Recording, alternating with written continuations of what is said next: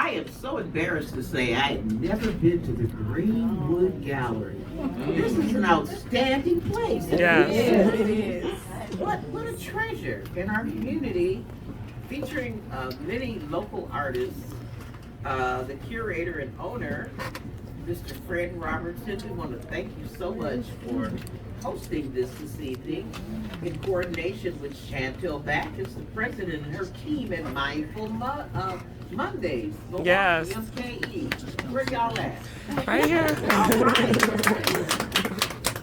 And my good friend, Congresswoman Gwen and everyone at Dry Hooch. Yeah. Dry Hooch. All right, Otis.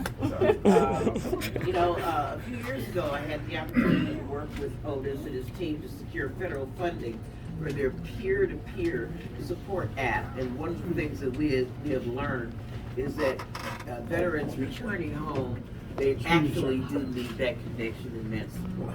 And we're really happy to do whatever we can to facilitate that. Okay, she serves, she leads, she inspires. I was so delighted to not only know a couple of these women personally, but to be able to meet this evening some of the younger folk who are currently enlisted and our females who are serving in the United States Army. Let's just give a round of applause. Let's please get here, please. Because whatever disagreements that we have ever had, whatever strife that comes up in this country, we know that our soldiers really stand in the gap of civilization and insanity. And black women have had a long history of service in our nations, in our armed services. And they've been boldly blazing trails and making history. Long before women were granted the right to serve in combat, many women wishing to serve disguised themselves as men in order to enlist. One such person in 1866, a year after the emancipation, was Cathay Williams. She enlisted in the U.S. Army under the name William Cathay to disguise her gender. She was the only known Buffalo soldier. Yeah. That's right. She's believed to be the first black woman to be awarded the Good Conduct Medal. Boy, that's amazing. Yes, sir. Black Yes, women, sir. we just don't act right. But she served, y'all. She served. Even when she wasn't wanted and wasn't recruited, she served. In 1950, Mildred Kelly enlisted in the Women's Army Corps and served our country for 26 years. She became the first black female sergeant major in the Army while serving at the Pentagon in 1972.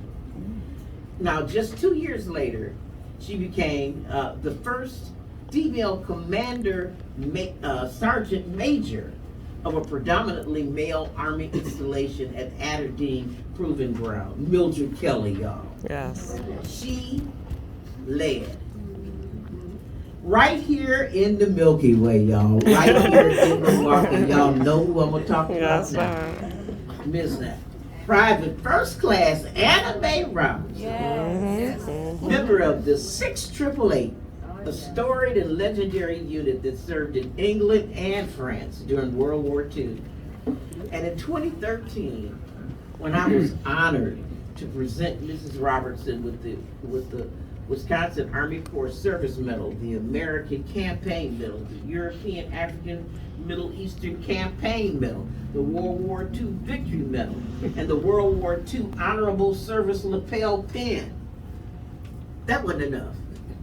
Meeting her and learning the story of her unit and their service inspired me to introduce the legislation that honored her and her band of sisters with the Congressional Gold Medal in 2021. And I'm telling you, she inspires. And I'm telling you, as we were presenting that gold medal in Emancipation Hall in Washington, D.C., Annabelle Robinson was alert. Her doctor told her she was in ICU, hanging on. But she lived to get that gold medal. One of only 2 black women who survived. But you know, the river of life goes on and on and on. And we don't have to just celebrate people storied past black women who served. We actually have women who are continuing the legacy right here. And there are people in our very own community. We don't have to go hither and thither to find them. Tonight, we celebrate 3 incredible black women, starting with Dr. Jada Reynolds. All right, Jada served both stateside and overseas during her 15-year, come on Jada, military career. Come on, Jada. After her service, like so many of her veterans, she struggled with transitioning from military life to civilian life. You heard it. You heard it. This created a desire in her study to work and create a protocols for the transition process for veterans in order to ease that process for future veterans. Amen belongs right there. Dr. Reynolds has served as peer support specialist for Dry Hooch and the Medical College of Wisconsin, helping veterans obtain benefits or get enrolled into assistance programs like SNAP or HUD-VASH, or getting veterans connected to mental health supports or substance abuse programs. She is currently working with the veterans at the Office of African American Affairs. Yes. Thank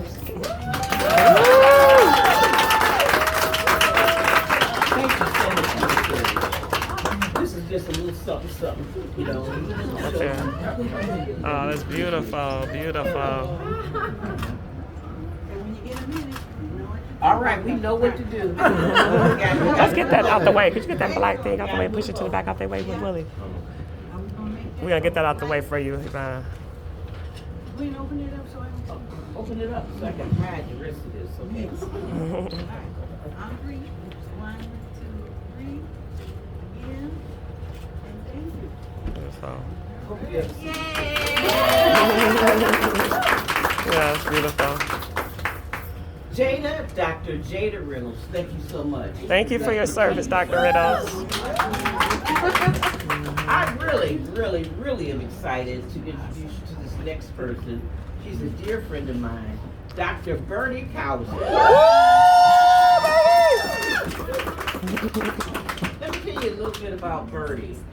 She's a seasoned and compassionate leader, and for nearly 25 years, she's been a strong advocate for advancing housing, mental health, supportive services for veterans and vulnerable populations. Her organizing principle is rooted in service, empowerment, and building pathways to stability and success for those most in need. One reason I like her so much is because she serves as the member of the 4th Congressional District Service Academy. Oh, yeah. And she helps us, although we can just get outstanding candidates, and so it gets a little difficult to pick and choose, but this is one of the most enjoyable and honorable things we can do, and thank you so much, Dr. Koehler, for your service. Her expertise and experience is invaluable in assisting with my congressional responsibility of nominating students to attend our nation's service academy, so I don't send any cut-ups. Dr. Berdie, let me thank you too for your service. Thank you so much. Oh, beautiful.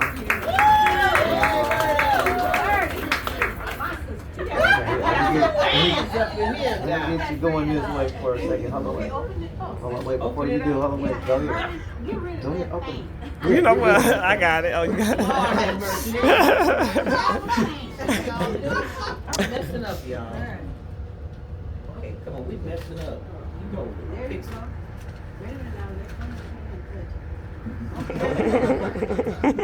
Open it up. Yeah. All right. Like this. No. Open this way. All right, on 3. Okay, I'm trying to get the glare on it. 1, 2, 3. Again. And thank you. Thank you so much, Dr. Hauser. I am really hot. excited. It's hot. Okay, get her. I have to turn that heat down. Yeah, I'm getting it. See if you get Fred to turn it. Where's the heat? It's right here. Turn it down. I'm about to melt. Excited to introduce our last honoree for this evening. Could you come downstairs and just shop? Yeah. All right. We stay working around here. Somebody got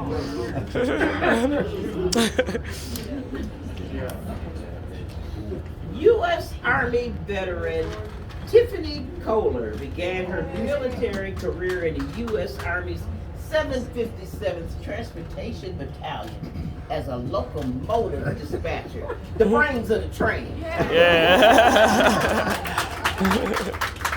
She went on to become a behavioral science specialist in the Wisconsin Army National Guard as part of the 132nd Brigade Support Battalion. She was deployed by the Koehler Army Medical Center's psychiatric unit in Oahu,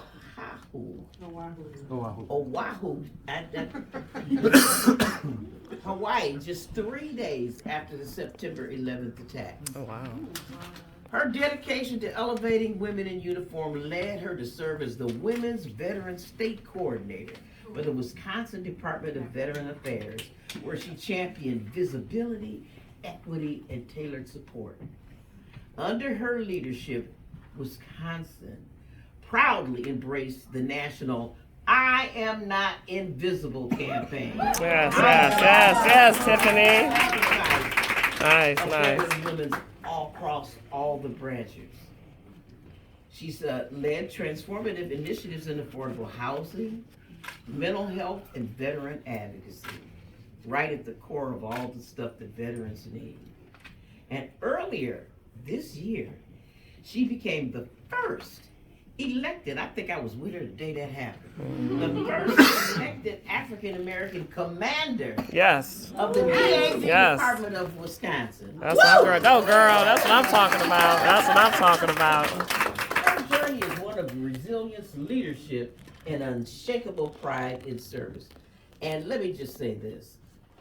Tiffany, she and I really bonded during the life of the late, great mentor of all of us, Vel Phillips. And here's somebody who just automatically took to Vel and just wanted to serve and taking care of her and driving her around. Nice. There are plenty of people who would love to have had the honor of driving Vel around. She would tell me to go through red lights, but I wouldn't do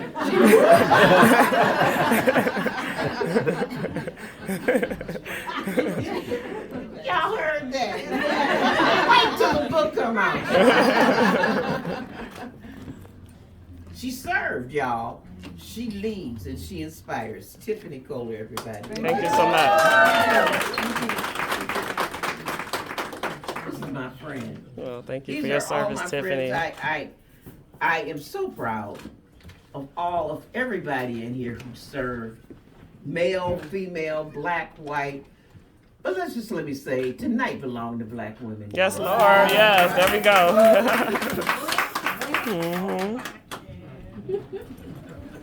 One, two, three.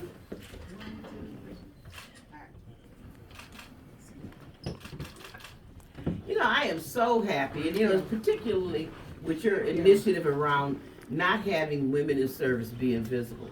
That was one of the most interesting things that I found out when I interviewed some of the survivors of the 688. And as I walked around at our banquet and talked to the survivors, the families, all of them said that, it was such a secret in their families, that many of those women, just sort of self-censored because they didn't think what they did was important. Wow. And as we now know, they were instrumental in helping us win World War II. What was their thing? low morale, no mail, low morale. Thank you so much for having me. I enjoyed the wine tasting. Why don't we have all three of us come up here together? I would love that. And why not have Chantel come up and Thank you. Otis? We going in there. Okay. Okay, we going in there. Okay, y'all, we going in there. Thank you so much, Congresswoman Moore. Thank you so much.